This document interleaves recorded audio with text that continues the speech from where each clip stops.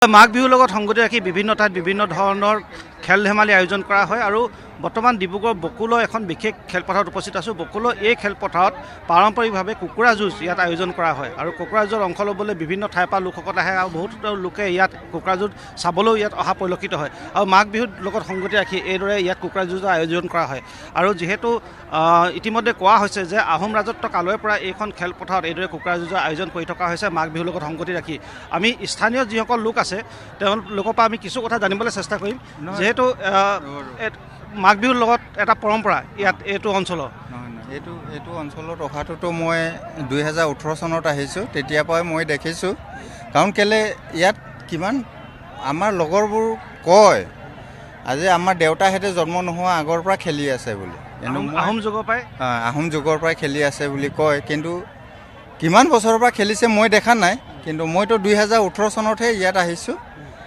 মই 2018 চনৰ পৰা দেখিছোঁ ইয়াত খেলিয়ে আছে, এনেকৈ চলি আছে আৰু নিশ্চয়। ইতিমধ্যে এইটো কথা কোৱা হৈছে যে আহোম ৰাজত্ব কালৰ পৰা এই ধৰণে ইয়াত পৰম্পৰাগত কুকুৰা যুঁজ আয়োজন কৰি থকা হৈছে আৰু এই যুঁজত অংশগ্ৰহণ কৰিবলৈ বিভিন্ন ঠাইৰ পৰা লোকসকলে নিজৰ নিজৰ ডাকুৱাল যিবিলাক কুকুৰা সেইবিলাক লৈ আনে। যিবিলাক নিজৰ ডাকুৱাল কুকুৰা সেই কুকুৰা এইদৰে যুঁজাবলৈ ইয়ালৈ অনা হয়। বিভিন্ন ঠাইৰ পৰা এইদৰে লোকসকল আহে, তেওঁলোকে নিজৰ লগত এইদৰে কুকুৰাটো লৈ আহে। কেনেকৈ আচলতে যুঁজৰ বাবে কুকুৰাটো প্ৰস্তুত কৰা হয় আমি সেই বিষয়ে কিছু কথা জানিবলৈ চেষ্টা কৰিম। আপোনাৰতো জিকিলে নাহিলে?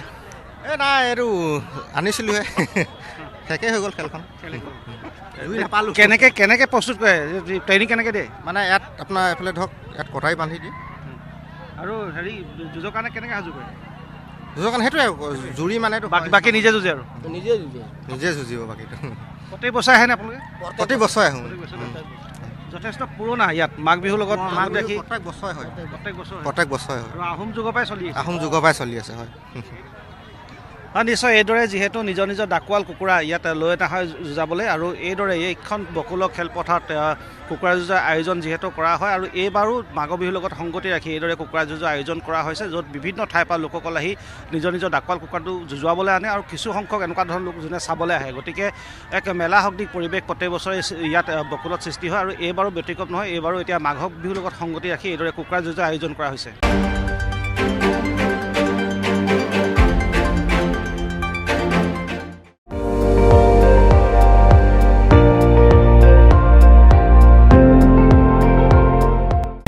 আপুনি চাই আছে ND24, সৰ্বশ্ৰেষ্ঠ নহয় সৰ্বোত্তমৰ দৌৰত।